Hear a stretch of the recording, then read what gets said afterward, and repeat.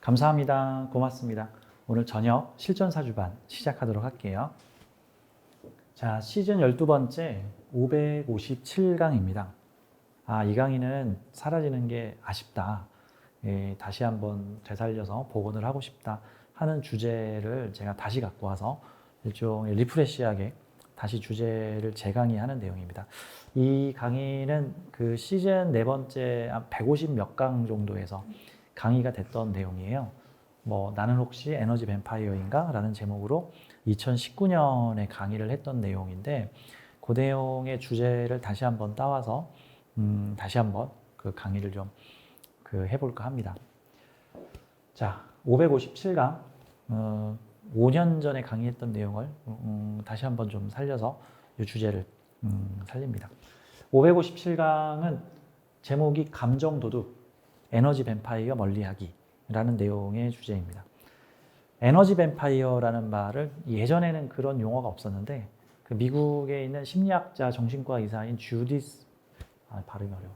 주디스 올로프 박사님이라고 UCLA 대학의 정신과 의사이자 심리학 박사이신데 이분이 자신의 연구 논문과 책에서 에너지 뱀파이어라는 용어를 쓰게 되면서 이제 이후에 이 에너지 뱀파이어라는 말이 심리학계 그 다음에 영성계에서 이제 많이 회자가 되는 용어가 됐습니다. 그러니까 사실 요즘 현대 시대에는 과거 시대에 비해서 그 되게 급격한 의식의 진화가 이루어지면서 과거 시대에는 당연시 되던 것들이 현대의 입장에서 다시 재조명을 해보니 그게 가스라이팅이었구나 라는 개념들이 만들어지기 시작을 했어요. 그러니까 가스라이팅이라는 용어, 그 가스라이팅을 사용하는 주체인 나르시시스트, 자, 이런 형태들, 상대를 감정 조종을 해가지고 상대를 조종하는 사람들, 감정적 통제로, 지능적 통제죠. 옛날에는 어떤 폭력이나 무력으로 상대를 강압적으로 지배를 했다면 이제 시대가 폭력이나 무력을 쓰기가 어려운 시대가 되니까 감정 조절로 이제 더욱 지능적으로 상대를 조종하는 이런 가스라이팅, 나르시시스트 이런 용어들도 불과 한 20년 전에는 거의 존재하지 않았던 용어였어요. 그냥 나르시시스트 하면은 그냥 자법을 많이 해가지고 호수에서 빠져 죽은 소년인가 보다 이 정도였지 그게 어떤 특정 증상을 나타내는 사람들에 대한 용어가 아니었죠. 이게 사람은 언어의 진화와 함께 의식이 함께 확장이 됩니다. 즉 의식이 확장되면서 그전에는 언어화되지 않았던 것들이 언어화 또는 명사화 되는 거죠. 그러니까 이러한 나르시시스트닉 또는 가스라이팅이니 그 다음에 오늘 얘기하는 이런 에너지 뱀파이어라든가 이런 용어들도 비교적 이제 아주 근현대 최근 한 5년 10년 내에 만들어지고 회자가 되고 있는 용어예요. 근데 이러한 증상이 용어화 되었다는 것 자체가 과거에는 이러한 증상에 대한 용어 자체도 없었는데 이제 이거를 어떤 사건적 증상 이런 걸로 이제 바라보기 시작을 했다는 거죠. 그러면 이 에너지 뱀파이어가 뭔가에 대해서 좀 설명을 하자면 이런 내용입니다. 감정 도둑이라고 제가 부제를 붙여놨고요. 옆에다 가로 열고 부제로 나는 혹시 에너지 뱀파이어인가? 라는 부제를 달아놨습니다. 요즘에는 네이버나 여러 백과사전, 나무위키 같은데 에너지 뱀파이어라고 치면 관련된 내용도 되게 많이 나오고 다양한 블로그라든가 유튜브 등에서 에너지 뱀파이어와 관련된 내용이 매우 많이 컨텐츠가 나와요. 근데 제가 2019년에 이 에너지 뱀파이어와 관련된 강의를 한 게 아마 명리학자로는 거의 최초였을 거예요. 이게 심리학계에서 아주 소수의 사람들 사이에서 의견이 내용이 나왔던 내용들인데 이제 이거가 요즘에는 좀 많이 대중화된 용어가 됐습니다. 에너지 뱀파이어는 뭐냐면은요, 기본적으로 뱀파이어 좀비 사촌이죠. 뱀파이어는 상대의 피를 빨아서 상대를 말려 죽이고 자신은 이렇게 기력이 회복되는 상대의 기를 뺏어가는 신화적 존재를 옛날 사람들은 뱀파이어라고 불렀습니다. 상대방의 기운을 뺏어서, 근데 기운을 옛날에는 물질적으로 피를 빼가는 걸 기운으로 상징을 했는데 포괄적으로 보자면 상대의 기운을 뺏어서 자기의 기운을 충전하는 사람, 한마디로 에너지 도둑이죠. 자기가 스스로 에너지를 만드는 게 아니라 남의 에너지를 뺏어서 자기가 에너지로 쓰는 형태를 광범위하게 에너지 뱀파이어, 에너지 도둑 뭐 이제 이렇게 표현을 볼 수 있습니다. 근데 어떤 방식으로? 감정의 에너지를 뺏어간다는 거죠. 감정의 에너지를 뺏어가는 여러 가지 형태가 있는데 상대가 뭘 좀 긍정적으로 해보려고 하는 거를 이렇게 네가 뭘 할 줄 안다고 아유 니까짓 게 아유 뭐 학교도 못 나온 게 알지도 못하는 게 뭐 제대로 해본 적도 없는 게 네가 뭘 한다고 그래 라는 형태의 전형적인 상대의 기죽이기. 그 다음에 보통 그런 말 안에는 자기 우월감도 살아나게 되니 상대를 누름으로써 자기를 우월하게 하는 형태들도 있고, 근데 이제 여기서 말하는 에너지 뱀파이어의 약간 그 형태는 이 어떤 형태냐면은 여기 보면 내용들이 나와 있죠. 언제나 우는 소리를 늘어놓는 사람, 함부로 비난을 퍼붓는 사람, 연극 배우처럼 자신의 현실을 극적으로 과장하는 사람, 내가 지금 얼마나 힘들게 사는지 모를 거야. 이제 이런 내용들이죠. 자기 이야기만 하고 자기만 주목받으려는 사람. 이죠. 지금 내가 지금 막 자기 힘든 얘기를 해서 주변에서 위로를 봐야 되는데 그 옆에서 누가 야 그래도 넌 그래도 직업이라도 있잖아. 난 직업도 없다고 막 이러면 이제 곤란한 거예요. 이제 나 지금 직장에서 너무 힘들어 막 이러고 있는데 그런 직장이라도 있었으면 좋겠다 이러면 안 되는 거죠. 자기 이야기만 하고 자기 막 주목받으려는 사람, 남에게 끝도 없이 해결책을 요구하는 사람, 이게 지치게 하는 사람이죠. 상대를 지치게. 보통 이렇게 남에게 끝도 없이 해결책을 요구하는 사람들은 어떤 사람과 많이 짝이 되냐면은 남의 문제를 해결해 주려는 사람이 보통 짝이 돼요. 왜 그러냐면 남의 문제를 해결해 줄 생각이 없는 사람은 그냥 첫 마디만 보면 도망갑니다. 아, 이 사람 나한테 요구하는 게 많구나. 첫 마디만 하면 도망가죠. 그러다 보니까 사람의 다양한 종류 중에는 남의 문제를 공감하면서 이거를 되게 안타깝게 여겨서 어떻게든 도와주고자 하는 종류의 사람들이 있습니다. 그런 종류의 사람들을 이르는 또 용어가 있는데 제가 지금 그거 생각이 안 나네요. 그러니까 어떻게 보면 좀 좋은 사람들이죠. 어려운 사람들을 도우려고 하는 사람들이 착 달라붙으면은 아예 그 사람들의 기운을 흡혈귀처럼 기생충처럼 완전히 빨아먹어서 한 2, 30명을 도와줘야 될 사람의 에너지를 혼자 다 빼갑니다. 그리고 다른 사람 못 도와주게 해요. 나한테만 집중하게끔 합니다. 되게 피곤한 형태죠. 그래서 보통 그런 사람들한테 몇 번 당하고 나면 남을 돕고자 했던 사람들이 몇 번 이 나르시시스트나 이런 식의 에너지 뱀파이어한테 당하고 나면 그때서부터 이제 사람을 주의해서 아무나 도움은 안 되겠구나 이게 가려서 받게 되는 형태들이 나와요. 자, 아무튼 이게 남에게 끝도 없이 해결책을 요구하는 사람, 우리 주변에 가끔 생각하다 보면 그런 사람들이 있기도 해요. 되게 피곤한 사람이죠. 되게 의존적인 사람이기도 하고. 근데 또 막상 해결이 되는 걸 바라지도 않아요, 또. 계속 해결을 해달라고 조름으로써 상대를 조종합니다. 너 이거 해결되기 전까지 나 떠날 수 없어. 그래서 그거를 해결해주고 떠나려고 하면 새로운 숙제를 내놓는 형태로 계속 너는 나한테 뭔가를 해야 되라는 형태가 나오죠. 뭐 6번째나 7번째는 뭐 그냥 참고를 할 사람, 영혼 없이 사교적인 사람. 매일 좀비처럼 술자리에 나가시는 분들, 영혼 없이 사교적인 사람, 매일 사람들과 만나서 웃고 떠들지만 계속해서 내가 여기 왜 나갔지 하는 분들도 있으니까. 7번째, 남의 약점을 들추고 공격하는 사람. 남의 약점을 들추고 공격하는 사람. 이게 보통 에너지 뱀파이어한테서 벗어나려고 하면 이제 그 사람을 공격하는 요소들이 많고, 또는 다른 사람들을 공격함으로써 너 나 버리면 안 된다. 너 나 떠나면 안 돼. 너 나를 무시하면 안 된다. 라는 형태도 될 수 있는 형태죠. 자, 이런 형태들이에요. 그 중에서도 이제 이런 거죠. 요게 에너지 뱀파이어의 첫 번째 요건이죠. 언제나 우는 소리를 늘어놓는 사람입니다. 이게 참 되게 안타까운 경우예요. 안타까운 경우. 자기가 힘든 거죠. 힘든데 에너지를 스스로 만들어낼 지금 역량도 안 되고, 그렇다고 내 안에 쌓여있는 이 수많은 감정 쓰레기들을 자체 처리, 자체 정화가 안 되는 겁니다. 그러니까 스트레스 처리 능력이 없는 거야. 뭐 비유를 하자면 지금 서울시에 쓰레기 처리장이 없는 겁니다.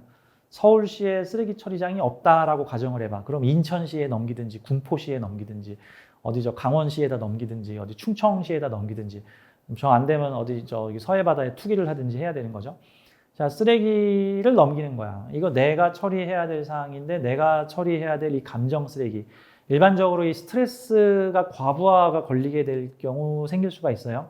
여러 가지 증세가 있는데 처리를 하기는 하는데 너무 많은 스트레스가 생겨서 이게 내 쓰레기 처리 용량을, 감정 쓰레기 처리 용량을 넘겨버렸든가, 아니면은 아예 감정 쓰레기 해소 장치가 없어서 얼마 되지도 않는 감정 쓰레기가 큰 문제를 일으키니까 이거를 자기가 청소할 생각은 안 하고 옆집으로 넘겨버리든가, 이런 경우가 만나가지고 1시간, 2시간 동안 그 남자 말이야 너무 힘들어.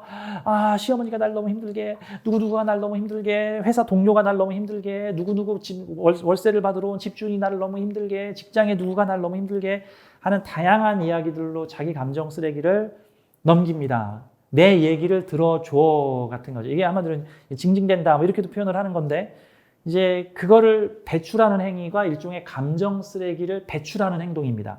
근데 이 감정 쓰레기는 누군가 받아줄 사람이 있어야 배출이 되지, 받아줄 사람이 없이 허공에다가 배출을 하면은 배출이 안 돼요. 가끔 바닷가에 가서 막 하고 싶은 얘기를 했다. 뭐 임금진기는 당나귀기라고 대나무밭에 가서 했다. 이게 효과가 별로 없어요. 뭐 5%, 10%밖에 안 버려져. 90%는 내 얘기를 아무도 들어주지 않으면 그 얘기는 다시 내 안으로 들어옵니다. 그래서 누군가 내 이야기를 들어주고 공감을 해주고 위로를 해줘야 내 감정 쓰레기가 상대로 넘어가면서 이 위로가 된다는 말은 내가 지금 쓰레기를 배출했다는 뜻이야. 그러면 에너지 총량 법칙에 의해 그 쓰레기 어디로 간 거예요? 그 얘기 들어준 사람한테 간 거야. 그러면 이거야. 그 얘기를 들어줄 사람은 마음의 여유가 좀 있어야 돼. 그래서 안 됐다. 너 되게 힘들구나.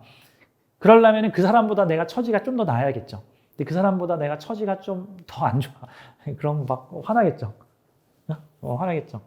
법륜 스님의 증문즉서를 좀 자주 듣는데 거기 자주 나오는 얘기가 남편이 나를 너무 힘들게 해요. 아내가 나를 너무 힘들게 해요. 뭐 이런 얘기들이 나오면은 저 이혼해야 될까? 이런 얘기들이 나오면 법륜 스님이 늘 하는 얘기가 그래도 너는 결혼이라도 했잖아. 난 나이가 70인데 결혼도 못했어. 이런 얘기들을 이제 하시는데 이게 생각이 나는데, 자, 이게 아무튼 에너지를 자신의 감정 쓰레기를 타인한테 넘겨버리면 그 감정을 받을 수 있는 사람들이 남의 감정, 쉽게 말해서 옆집 쓰레기를 내가 받은 거야. 뭐 친구나 지인이나 동료나 가족의 쓰레기를 내가 받았는데 사실 이것도 하루 이틀이지. 그래서 그 사람들이 감정 정화를 하면 돼. 자기가 이걸 청소를 잘하면 됩니다. 청소를 잘하면 괜찮아. 근데 그 사람을 만나기만 하면 계속 나한테 하소연을 하고 아우성을 하고 슬픈 얘기를 하고 나 좀 위로해줘, 나 좀 공감해줘, 나 너무 힘들어, 나 너무 슬퍼하는 얘기를 허구한 날 해봐. 그러면 이제 그 감정 소리가 나한테 다 옵니다. 그럼 어떻게 되냐면 내가 지쳐. 그거 받아들이는 사람이 지치기 시작해. 물론 호신쌤처럼 이런 상담업에 있는 사람들은 바로 사람들의 감정 쓰레기를 받아다 대신 정화해주고 경우에 따라서는 해결책이나 미래 비전까지 제시해주는 거를 직업적으로 하는 사람이기 때문에 저한테는 그런 분들이 오셔도 돼. 저한테는. 하지만 너무 많은 쓰레기를 던지고 하면 저도 가끔 힘들어요. 가끔 상담 끝나고 멘붕 올 때가 있어. 제가 그래서 하루에 딱 4명, 최대 5명으로 인원을 제한하고 있어요. 그래서 제가 호신쌤 하루 종일 상담하면 돈 많이 벌겠네 하는데 아니에요. 저 하루에 4명밖에 못해요. 그것도 일주일에 한 3, 4일 정도만 저 상담 가능하지 일주일에 5일 이상 상담을 해버리면 제가 갑자기 얼굴이 피곤이 하면서 좀 있으면 쓰러집니다. 아파서 누워요. 그러니까 저도 일주일에 4일 정도를 한 번에 한 서너 명 정도, 평균 4명 정도 좀 연달아서 보면 한 5명, 6명 정도까지만 봐. 그러니까 그게 내 쓰레기, 감정 쓰레기 처리 용량, 한계 용량이야. 그 이상은 아무리 돈을 많이 준다 그래도 나는 그게 처리가 안 돼. 왜냐하면 저는 좀 진지하게 상담을 하는 좀 진지한 편인형이기 때문에 이게 뭐 상담 하나를 5분, 10분에 끝내는 형태가 아니라 막 30분에서 1시간 반씩 막 한 사람의 그 감정을 파고들어서 들어가는 치료를 하니까 아무튼 저는 괜찮은데 저는 돈 받잖아. 싼 것도 아니고. 근데 일반인들이 친구만 만나면, 가족을 만나면 감정 쓰레기를 내뱉어 봐. 얼마나 힘들겠어. 그래서 오늘 이 에너지 뱀파이어에 대해서 좀 공부를 해보도록 해요. 옆에 지금 사주 명식이 하나 있는데 사실 이거는 사주 공부라기보다는 심리학 영성학적 공부에 좀 더 가까워요. 왜냐하면은 이 사주로 에너지 뱀파이어를 미리 알아낼 수 있습니까? 알아서 피해야지. 이런 생각을 가질 수 있는데 그게 종류가 워낙 여러 가지라서 사주로 보기는 좀 어려워요. 대신에 사주 유형도 되게 여러 가지 사주 유형이 있어서 나중에 시간이 되면은 에너지 뱀파이어가 흑화되면 에너지 뱀파이어가 될 수 있는 사주 유형들을 좀 뽑아 볼 수 있는데 오늘은 좀 요분을 좀 소개를 해드릴게요. 제가 원래 제 상담한 사람이 싫어할 만한 강의는 절대 안 합니다. 다만 그래서 여기 소개되신 분은 어떤 케이스냐면은 이분의 부인께서 저하고 상담을 오셨는데 이분의 부인의 하소연이 뭐냐면은 결혼을 했는데 남편이 에너지 뱀파이어야. 그 감정을 누구한테 다 쏟아내냐면 부인한테 집에 와서 부인한테. 가끔 난 이분하고 그 얘기를 들으면서 아, 집에 와서 피곤하다고 잠만 자는 남편은 참 양반이구나 라는 생각이 들어요. 집에 와서 잠만 자. 아, 우리 남편 집에 와서 잠만 자요. 옆집 남자는 뭐 가족 데리고 놀러도 간다는데 뭐 이런 식인데 이분은 집에 와서 부인을 앉혀놓고 하루 종일 직장에서 있었던 그 감정 쓰레기를 그 화나는 스트레스를 하루 종일 부인한테 가는 얘기를 하는데 부인이 만약에 아, 듣기 싫어요. 그만 좀 해요. 한다든가 아, 하품을 한다든가 아, 또 그 얘기야 라는 표정을 지으면 부인한테 화를 내. 너 지금 내 말 안 듣는 거지? 감정 쓰레기 제대로 받아! 같은 얘기예요. 난 지금 감정 쓰레기 던질 거야. 너 리액션 잘해야 돼. 너 리액션 잘못하면 너한테 화낸다. 얘가 뭐 이런 느낌인 거죠. 그러니까 이분의 부인께서 지금 이 사주 남자 사주입니다. 이분의 부인께서 저하고 상담을 하시면 우리 남편 왜 이럽니까? 아, 난 지금 남편 때문에 지금 살지 말지 고민을 하고 있습니다. 뭐 대기업에 직장을 다니고 있고 대기업에서 직급도 꽤 있고 꽤 능력도 있고 뭐 월급도 잘 갔다 오고 뭐 바람피고 그런 것도 아닌데 근데 문제는 집에만 오면은 회사에서 있었던 감정 쓰레기를 모두 나한테 뱉어놓는. 그러니까 이분은 직장에 가면 예스맨인 거야 지금 남편이. 직장에 가면 예스맨이야. 그래서 윗상사의 감정도 다 자기가 받고 회사에서 스트레스를 회사에서 풀지 않고 집에 와서 부인한테 푼 거예요. 그냥 잠자면서 삭힌 것도 아니야. 그러니까 이게 남편한테는 부인이 최고의 내 감정 쓰레기통 받아주는 사람이죠. 그걸 보고 일명 감정 쓰레기통이라 그래요. 에너지 뱀파이어에 의해서 시달림을 당하는 사람을 감정 쓰레기통이라고 합니다. 가끔 정서적 학대라는 말이 있는데 그 예전에 어떤 사건, 보통은 이것도 가끔 뭐 10집에 한 집씩 흔하게 있는 일들인데 그 가정 불화가 심했던 집에 어머니가 남편과 맨날 싸우거나 불성실한 남편에 의해서 이 눈물을 흘리며 살았던 엄마가 자식들을 감정 쓰레기통으로 사용하는 케이스들입니다. 너가 태어나서 내가 저 남자를 못 떠났다. 너 때문에 내가 지금 저 남자랑 살고 있다. 내가 이혼하고 싶어도 네 때문에 내가 이혼을 못 한다. 라든가 이런 네 남편, 네 아빠 때문에 내가 미치겠다. 힘들겠다 하면서 내 팔자 왜 이 모양이냐 하면서 자신의 인생 한탄을 자식한테 계속. 자식한테. 근데 그 말의 사실 속내는 너 그러니까 잘해라.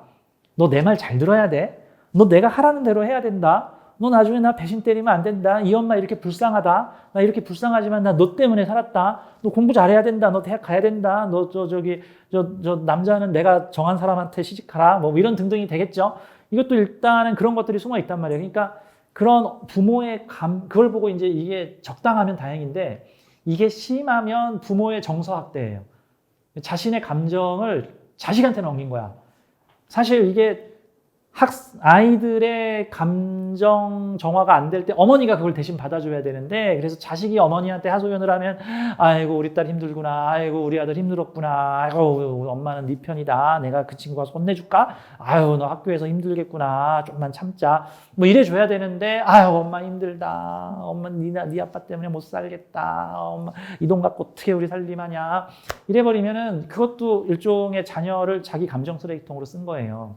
근데 이게 가족 간에 제일 많이 일어나. 가족 간에 제일 많이 일어나고, 그 다음에 부부 간에, 그 다음에 연인 간에, 그 다음 또 어디겠어? 친구 간에. 많이 일어나죠. 그래서 상담사라는 직업이 있습니다. 뭐 심리 상담, 뭐 가정 상담. 저 같은 그 명리가는 내가 보기에는 만물 상담인 것 같아. 장르가 정해져 있지 않아. 모든 분야를 다 상담합니다. 모든 분야를. 저기 서울시 다산 콜센터 전화 같은 느낌이 들어. 저는 뭐 대환영인데, 자, 이 남편분의 사주를 보면서 왜 이 남편이 그 자기 부인을 감정 쓰레기통으로 사용을 했을까? 그래서 남편이 다른 건 다 괜찮은데 좀 회사에서 좀만 힘든 일을 겪고 오면은 부인한테 자기 감정스러워. 근데 심하면은 어쩔 때는 회사에서 집으로 전화를 건대. 그래가지고 전화로 나 지금 부장 XX가 말이야. 이거 돌아버리겠어. 나 오늘 퇴근 늦게 할 것 같아. 라고 그래서 이제 이분이 전화도 받기 싫다는 거야. 이게 이제 한두 번이면은 아유 우리 남편 힘들구나. 아유 우리 남편 내가 위로해줘야지 하겠는데 이게 한두 번이어야지. 지금 나이가 이게 한두 번이겠어. 결혼하신 지가 한 10년 됐는데 이거 지금 사내만에 지금 하고 계시는데 내가 너무 돌아버리겠다는. 근데 문제는 남편은 그걸 전혀 인지하지 못한다는 거. 내가 감정을 쏟아내고 나면 자기는 후련해요. 이거 괜찮은 감정. 이게 보통 일종의 생존 본능 효과입니다. 안 그러면 자기가 죽어버릴 것 같고 그 감정 토해내지 않으면요. 그거 자기 몸에 병 와요. 병이 와버립니다. 남한테 토해내면 좀 덜해. 대신에 내 주변 사람이 아프지. 이제 그렇게 되면. 자기가 안 아프고 주변 사람이 아파. 이제 이런 느낌들이에요. 그래서 이사주 같이 공부해 보면서 오늘 이 얘기 좀 더 해보도록 해요. 자, 에너지 뱀파이어. 타인의 긍정적 기운을 빨아들여 지치게 만드는 사람. 종류가 여러 가지가 있습니다. 나르시시스트형, 피해자형, 통제자형, 끊임없는 수다꾼형, 엄살대장형. 이것도 심리학의 정식 명칭들이에요. 이런 유형들입니다. 그러니까 내 주변에 이런 사람들도 있고, 근데 주변 사람이 나한테 하는 건 인지를 하는데 보통 자기가 남들에게 하는 거는 사람들이 잘 인지를 못 하거든요. 자기를 돌아보는 능력들이 보통 떨어지니까. 내가 그런 사람이 혹시 아닌가라는 점을 우리 명리 공부하면서 좀 생각을 해봐야 됩니다. 나르시시스트형은 상대를 정서적 지배를 하려고 하는데 그 정서적 지배는 뭐 자신의 부를 과시하거나 뭐 자신의 권력이나 뭐 자신의 명예를 과시하는 형태도 있지만 나 이렇게 힘들고 어려우니까 너 나 돌봐줘야 돼. 너 나 책임져야 돼. 라는 식으로 계속 자신의 너 나 배신하고 가면 너 나쁜 사람이야. 보통 이런 경우는 상대가 어느 정도 좀 인품이 있거나 양심이 있거나 도덕성을 좀 많이 가지고 있을 때 상대의 도덕성을 인질로 삼아가지고 너 나 버리고 가면 나쁜 놈이야. 너 어떻게 나한테 그럴 수 있어. 너 나 책임져. 이 나르시시스트형은 끊임없이 그러면서 나를 찬양해. 나를 응원해야 돼. 나를 이뻐해줘야 돼. 나를 사랑해줘야 돼. 이런 형태로 해서 상대를 조종하는 형태들이죠. 이 피해자형은 끊임없이 나는 무슨 일의 피해자야. 나는 뭐의 피해자야. 무슨 사건의 피해자야. 부모 학대의 피해자야. 누구누구의 피해자야. 누구에 의해서 피해를 당했어. 만나는 사람마다 피해를 당했다라고 합니다. 전 예전에 그런 일을 경험한 적이 있어요. 그러니까 한 10몇 년 전에, 꽤 됐죠. 한 15, 16년 전에 이 프랜차이즈 사업을 할 적에 어느 지방의 어느 가맹점 계약을 맺게 돼서 점주하고 얘기를 했는데 그 점주는 되게 젊은 사람인데 그 점주를 조종하는, 그러니까 점주에게 조언을 하는 그 친누나가 있는데, 근데 그 친누나에 대해서 설명을 하는데 제가 좀 분위기가 싸합니다. 그 친누나가 보니까 만나는 회사하고 다 싸웠어. 다 법정 소송을 갔습니다. 한 곳도 빠짐없이. 그리고 결국 저하고도 법정 소송 갔습니다. 저를 계약 미이행으로 고발했습니다. 근데 나는 계약 미이행한 게 없는데, 계약 미이행이라고 하면서 끊임없이 공사가 끝났음에도 이거 해달라, 요거 공사해달라, 요거 추가해달라, 요거 해달라, 요거 해달라. 우린 못하겠다. 우린 계약서 써진 거 이미 다 했고 계약서 써진 거에 30% 이상을 더 했기 때문에 여기서 더 요구하면 안 된다. 그랬더니 우리가 어떤 시설을 가지고 매장 안으로 가지고 들어서 설치를 해주려고 그러니까 입구를 막고 시설을 설치 못하게 합니다. 그리고는 고발했습니다. 시설을 설치해주지 않았다고. 되게 악질이죠. 어떤 시설을 설치하려고 들어갔더니 그 공사장, 그 시설 설치하러 간 사람들을 걸어 잠그고 못 들어오게 한 다음에 소송을 냈어. 우리가 시설 설치를 해주지 않는다고. 안전검사를 하러 나라에서 안전검사 하려고 그 나라에서 직원이 갔는데 안전검사를 못하게 했습니다. 그 다음에 우리가 안전검사를 받아주지 않았기 때문에 우리가 계약 미이행으로 돈을 토해내야 된다. 그래서 우리가 나중에 그 안전검사 시행하는 시행사 측에 찾아가서 입구에서 문을 닫고 돌아가게 했다라는 걸 우리가 확인서를 받고 점주가 못 들어오겠다. 이 안전검사를 거부했다. 그래서 결국엔 나중에 소송 가가지고 제가 다 이겨가지고 돈 다 받았어요. 근데 그 점주의 특징이 뭐냐면은 이 업체랑 거래해서 이런 피해를 당했다. 저 업체랑 거래해서 사기꾼이었다. 저 업체랑 거래해서 이런 피해를 당했다. 한 서너 군데 얘기를 하는데 이 사람이 이러다가 나한테도 피해봤다고 이거 모르는 거 아닌가? 여지없이 그러더라고요. 이 피해자형, 통제자형 다 비슷해요. 통제자형, 상대를 통제하기 위해서 감정 통제를 하는 형태들. 끊임없는 수닥군형, 뭐 엄살대장형, 선생님 별거 아닌 건데 나 힘들다, 나 좀 위로해달라 라는 형태들입니다. 보통 여러 가지 종류가 있지만 자기가 자기 스스로 감정 처리를 못하는, 즉